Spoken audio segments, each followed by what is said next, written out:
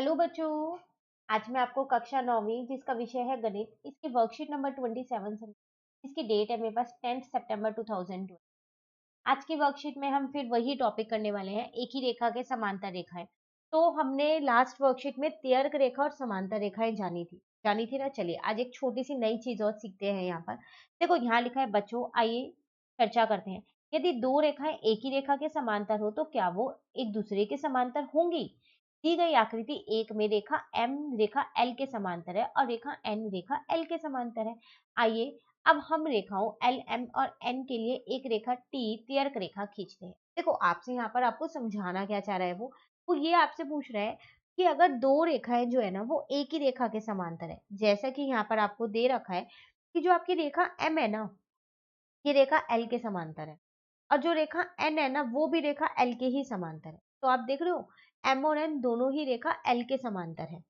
तो क्या फिर M और N भी समांतर होंगी आपस में? ये आपसे पूछा जा रहा है यहाँ पर। ठीक है, तो उन्होंने क्या किया, एक पहले त्यर्क रेखा बना ली है जिसका नाम उन्होंने दिया है यहाँ पर T। ठीक है, अब वो कह रहा है, दिया है कि जो ये दो रेखाएं हैं ये तो समांतर है, M वाली L वाली के साथ और N वाली L वाली के साथ। ठीक है, तो इसका मतलब जब ये समांतर है तो मैं ये कह सकती हूँ कि जो मेरा कोण 1 है वो कोण 2 के बराबर होगा और जो कोण 1 है वो कोण 3 के बराबर होगा। क्यों? क्योंकि ये तो मेरे संगत कोण है जो हमने अपनी लास्ट वर्कशीट में सीखे थे कि एक बाहर का कोण और एक अंदर का कोण लेते हैं जब दो समांतर रेखाओं पे एक त्यर्क रेखा जाती है कट करती हुई। किया था, तो इसका मतलब ये बराबर होंगे। ठीक है, अब देखो, जो कोण 1 है वो कोण 2 के भी बराबर है और कोण 3 के भी बराबर है। तो फिर मैं ये लिख सकती हूँ ना कि जो कोण 2 है वो कोण 3 के बराबर है। लिख सकते हैं ना हम। अब देखो, जो ये कोण 2 और कोण 3 है, जब ये दोनों बराबर हैं तो ये तो बराबर तभी होंगे जब ये संगत कोण होंगे और ये संगत कोण तभी होंगे जब M और N जो है वो समांतर होगी। संगत कोण तो तभी बनते हैं ना जब दो रेखाएं समांतर होती हैं। तो 2 और 3 तो मैंने बराबर यहाँ कर दिए, लेकिन ये बराबर तभी होंगे ना जब ये संगत कोण होंगे और ये संगत कोण तभी होंगे जब ये क्या होंगे, समांतर रेखा होंगी। तो इसका मतलब ये दोनों भी समांतर हैं। तो यहाँ यही लिखा है, लेकिन कोण 2 और कोण 3 संगत कोण है और वह बराबर है। इसलिए हम कह सकते हैं कि रेखा M जो है वो रेखा N के समांतर है।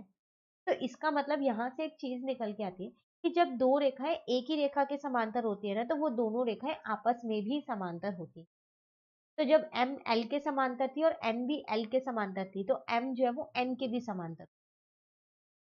क्लियर यहाँ तक? चलिए, अभी आगे आपसे क्या कह रहा है। अब सीधा आपको एक क्वेश्चन दे दिया गया है, एक आकृति यहाँ पर आपको दी गई है। तो आपसे क्या कह रहे हैं यहाँ पर कि जो ये दोनों रेखा है ना PQ और RS, ये दोनों समांतर है। दो कोण आपको यहाँ पर दे रखे हैं, एक कोण QXM और एक MYR दे रखा है। आपको क्या करना है, XMY ये वाला कोण ज्ञात करना है। ठीक है, अब इस कोण को ज्ञात करने के लिए ना हमने पहले एक छोटी सी रचना की है और रचना हमने वो क्या की है, हमने एक समांतर रेखा और बना दी जो इन दोनों के ही समांतर है। देखो, PQ जो है वो RS के समांतर है, तो मैंने बीच में एक रेखा बना दी यहाँ पर AB। और जो ये AB रेखा है ना ये PQ के भी समांतर है और ये RS के भी समांतर है, दोनों के समांतर है। ठीक है, तो वही चीज हमने यहाँ लिख दी है कि रचना जो हमने यहाँ पर की है, सब चीजें हमने यहाँ लिखी है। अब आप यहाँ पर ध्यान से देखो कि जो ये वाला कोण है 40, तो इसका मतलब अब जो ये रेखा खींची है उसके नीचे वाला देखना, ये वाला जो कोण है इतना सा, ये भी 40 ही होगा। क्यों ये 40 होगा, ये तो मेरे एकांतर कोण है। तो एक ये तो निकल गया 40। अब अगर मेरे को बस ये वाला और निकल जाए तो मैं दोनों को जोड़ दूंगी तो ये पूरा कोण बन जाएगा ना जो मुझे निकालना है। अब बात आती है ये कैसे निकालें। तो ध्यान से देखो, जब ये दोनों रेखाएं समांतर रेखाएं हैं तो जो आपकी MX है ये आपकी त्यर्क रेखा है ना, त्यर्क रेखा। और जब त्यर्क रेखा के एक ही ओर दो कोण बनते हैं ना, एक ही तरफ पे जो दो कोण बनते हैं अंदर अंदर वाले कोण, उनका योग हमेशा 180 होता है, हमेशा। तो याद रखना, त्यर्क रेखा के एक ही ओर जो अंदर की साइड दो कोण बनते हैं उनका योग 180 होता है। तो फिर मैं ये कह सकती हूँ ना कि 135 प्लस, अगर मैं इसको यहाँ पर x मान लूँ छोटे वाला, x इज इक्वल टू 180 होगा, तो यहाँ से मैं x का मान निकाल लूंगी, वो 45 आ जाएगा। ठीक है, तो ये निकल के आ गया मेरा 45। तो अब अगर इन दोनों को जोड़ दूंगी तो ये पूरा कोण बन जाएगा, बस 40 प्लस 45 करो, बन गया पूरा कोण आपका 85, आपका आंसर। तो इसमें वही कंसेप्ट आपको सिखाया गया कि जब दो रेखाएं समांतर है तो आप जो एक तीसरी रेखा के समांतर है तो वो दो रेखाएं आपस में भी समान। क्लियर ये वाला क्वेश्चन? चलिए अभी हम नेक्स्ट करते हैं। दो क्वेश्चन आपको करने के लिए दिए गए हैं। आपसे कह रहा है आकृति 4 में, ये वाली आकृति है इसकी, यदि ए बी जो है वो सी डी के समांतर है और सी डी जो है वो ई एफ के समांतर, और वाई और जेड आपको अनुपात में दे रखा है 3:7 में, तो एक्स का मान ज्ञात। देखो फिर यहाँ ध्यान से देखो, जो ये ए बी है ये इसके समांतर है और जो ये है वो इसके समांतर है, तो मैं ये कह सकती हूँ कि ए बी जो है वो ई एफ के भी समांतर होगी नहीं होगी ई एफ के समांतर। तो पहले यहाँ लिख लेते हैं हम क्या दिया हुआ है।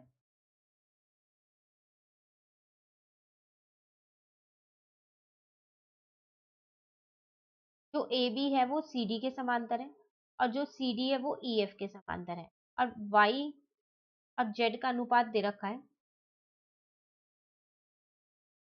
ठीक है, एक्स का मान ज्ञात करना है। ज्ञात क्या करना है हमें,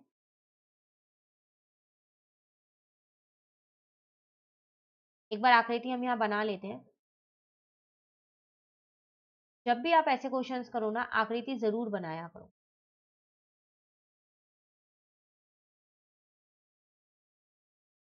तो A B C D E F, ठीक है, यहाँ आपको एक्स दे रखा है, यहाँ आपको वाई दे रखा है और यहाँ पर आपको जेड दे रखा है। ठीक है ना, चलिए अब हम अपना हल देखते हैं। देखो आपको ये दिया है कि ए बी जो है वो सी डी के समांतर है और सी डी जो है वो ई एफ के समांतर, ये तो आपको दिया हुआ है। तो इसका मतलब मैं ये कह सकती हूँ, जो ए बी है वो ई एफ के भी समांतर है। जब दो रेखाएं एक ही रेखा के समांतर है तो वो दो रेखाएं भी आपस में समांतर है, ये भी हम करके आए हैं। ठीक है, अब मैंने यहाँ पर क्या किया, मैंने यहाँ मान लिया कि जो मेरा y है वो 3x, x नहीं कुछ और मान लेते हैं, चलो 3a है, और जो मेरा z है वो मेरा 7a है। ठीक है, ये मैंने खुद से मान लिया है। ठीक है ना, अब देखो आप ना यहाँ ये, अगर आप ये देखो तो ये तो आपके संगत कोण है। अगर मैं इसको C मान लूं तो मैं ये कह सकती हूँ कि जितना Z होगा उतना ही C होगा, क्योंकि ये दोनों मेरे संगत कोण है। क्यों, क्योंकि CD जो है वो EF के समांतर है, यानी है संगत कोण। तो मैं यहाँ लिख देती हूँ कि जो कोण C है वो कोण Z के बराबर होगा। कोण C मेरे पास कितना आ गया, 7A आ गया, और यहाँ पर कारण लिखती हूँ कि ये मेरे क्या है, संगत कोण। ठीक है, यहाँ तक। ये क्यों निकाला अभी बताती हूँ, ये मैंने खुद से माना है C। अब मुझे पता है कि y प्लस C जो है वो क्या होगा, 180, रैखिक युग्म बना रहा है। यहाँ लिख लेते हैं कि कोण y प्लस कोण c जो है वो 180 के बराबर होगा। क्यों होगा, क्योंकि ये आपके रैखिक युग्म।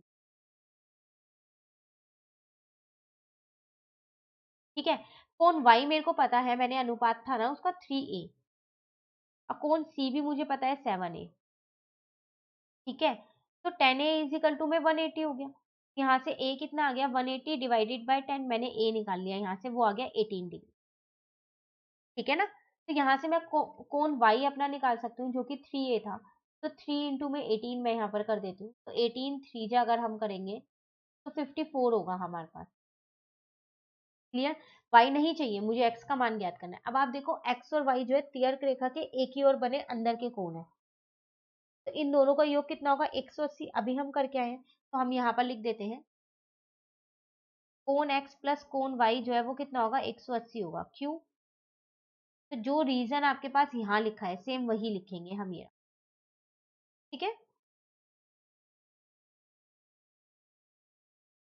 तियर्क रेखा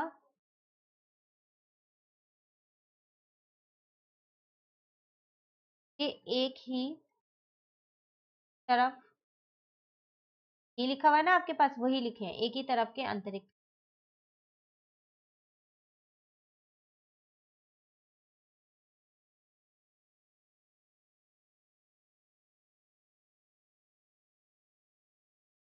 ठीक है, यहाँ तक क्लियर हो गया। अब आप यहाँ से देखो कोण x नहीं पता, y आपने अभी निकाला है 54 डिग्री इजिकल टू में 180, तो यहाँ से आप x निकाल सकते हो। 180 में से क्या करोगे आप, 54 को माइनस कर दोगे, तो यहाँ पर 180 में से 54 माइनस करो, 10 में से 4 जाएगा 6, 7 में से 5 जाएगा 2 और 1 ऐसी है, क्या आ गया 126। तो x का मान कितना आ गया, ये लो, ये था आपके पास क्वेश्चन नंबर 1। क्लियर, चलिए आ जाते हैं क्वेश्चन नंबर 2 पे। यहाँ आपसे क्या कह रहे हैं, आकृति 5, ये इसकी आकृति है। तो यदि पी क्यू एस टी के समांतर है और कोण पी क्यू आर 110 है और कोण आर एस टी 130 है, तो क्यू आर एस का मान निकालें, इसका मान आपको निकालना है। ये दो कोण आपको दे रखे हैं। हाँ, पी क्यू जो है वो एस टी के समांतर दी है। पहले जो जो दिया है वो लिख लेते हैं यहाँ और आकृति बना लेते हैं। ठीक है,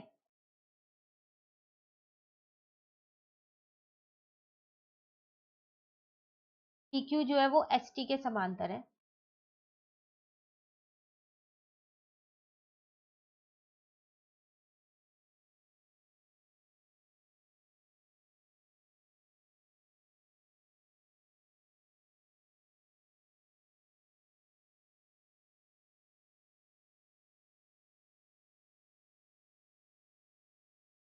और क्या दिया हुआ है आपको, कोण पी क्यू आर आपको दे रखा है 110 डिग्री है। और एक और कोण आपको दे रखा था, वो कौन सा कोण था, आर एस टी दे रखा था 130 डिग्री। ठीक है, ज्ञात क्या करना है आपको,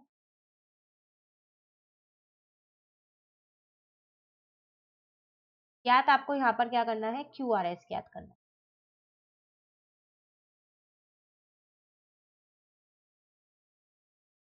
तो देखो कैसे करेंगे। सबसे पहली बात, इसमें हम एक छोटी सी रचना करेंगे। हम इसको जोड़ देते हैं और इसको नाम दे देते हैं ए। ठीक है, अब देखो, आप ध्यान से देखो, आपको यहाँ पर दे रखा है कि जो पी क्यू है वो एस टी के समांतर है। तो फिर मैं ये कह सकती हूँ कि जो ये वाला कोण है, ये छोटा सा कोण, ये आपका 130 डिग्री होगा। एकांतर कोण बन रहे हैं ये आपके। ठीक है, तो अगर मैं इसका नाम यहाँ पर दे दूं, एक नाम दे दूं, उसे सी नाम दे दिया मैंने, तो कोण सी जो है वो किसके बराबर होगा, मेरे पास कोण आर एस टी के बराबर होगा। तो इज इक्वल टू में 130। और कारण में क्या लिखूंगी कि ये मेरे एकांतर कोण है। ठीक है, तो यहाँ से मेरे पास कोण सी निकल के आ जाएगा 130 डिग्री। ठीक है ना, अब कुछ कोण हमें यहाँ मानने पड़ेंगे ये आर वाला कोण निकालने के लिए। अब यहाँ पर देखो, इसको मैंने माना ए कोण, तो ये दोनों कोणों का योग तो 180 होगा, रैखिक युग्म। ठीक है ना, तो यहाँ पर हम लिख देते हैं कोण ए प्लस 110 जो है वो किसके बराबर होगा, 180 के। और यहाँ पर कारण क्या लिखते हैं, ये हमारे रैखिक युग्म। ठीक है, तो यहाँ से मैंने कोण ए निकाल लिया, तो वो कितना आ गया, 180 में से 110 को माइनस किया, तो कोण ए मेरे पास निकल के आ गया 70 डिग्री। ठीक है, ये सब हम इसलिए निकाल रहे हैं क्या कि ताकि त्रिभुज के दो कोण भी निकल गए ना, ये एक त्रिभुज ही तो बन रहा है क्यू ए आर, तो मैं तीसरा कोण निकाल पाऊंगी। इसके क्वेश्चन को करने के और भी कई तरीके हैं, लेकिन वो थोड़े लेंदी है, लेंदी के साथ साथ वो थोड़े मुश्किल भी है। तो जो आसान तरीका आपको लगे आप उससे कीजिए। ठीक है, अब यहाँ पर मैंने क्या किया, एक और कोण मान लिया बी। अब मुझे पता है कि सी और बी जो है ये भी रैखिक युग्म है, तो इन दोनों का योग भी 180 होगा, तो वही लिख लेते हैं। कोण सी प्लस कोण बी जो है वो 180 के बराबर होगा। और कारण में क्या लिखते हैं यहाँ पर, रैखिक युग्म। ठीक है ना, तो कोण सी मेरा 130 था, कोण बी नहीं पता है मुझे, तो यहाँ से मैंने कोण बी निकाल लिया, वो मेरा कितना आ गया, 50 आ गया। ठीक है, अब आप देखो यहाँ पर आपको क्यू ए आर एक त्रिभुज है आपके पास, तो यहाँ लिख देते हैं।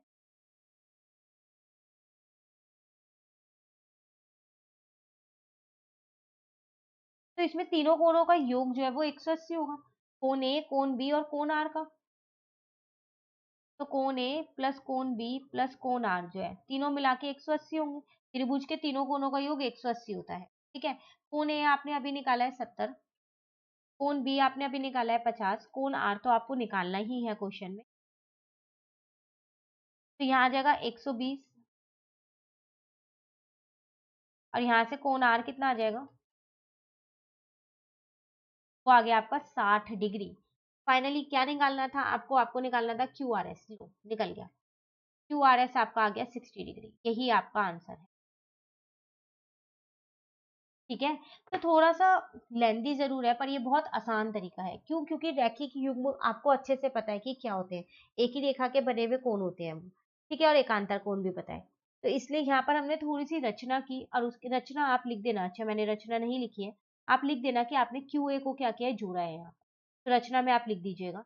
ठीक है, तो रचना करने के बाद मैंने दो तीन कोण खुद से माने, और एक क्वेश्चन जो हमारे को चाहिए था जो क्वेश्चन के अंदर, वो निकाली। क्लियर, इसी के साथ हमारी ये वाली वर्कशीट आज यहाँ पर कंप्लीट हो गई है, वर्कशीट नंबर 27। अब वर्कशीट नंबर 28 जो है वो हम अपनी नेक्स्ट वीडियो में समझेंगे। तो अगर आपको ये वीडियो अच्छी लगी तो आप इसको लाइक ज़रूर कीजिएगा और मेरे चैनल को सब्सक्राइब कीजिए। Thank you.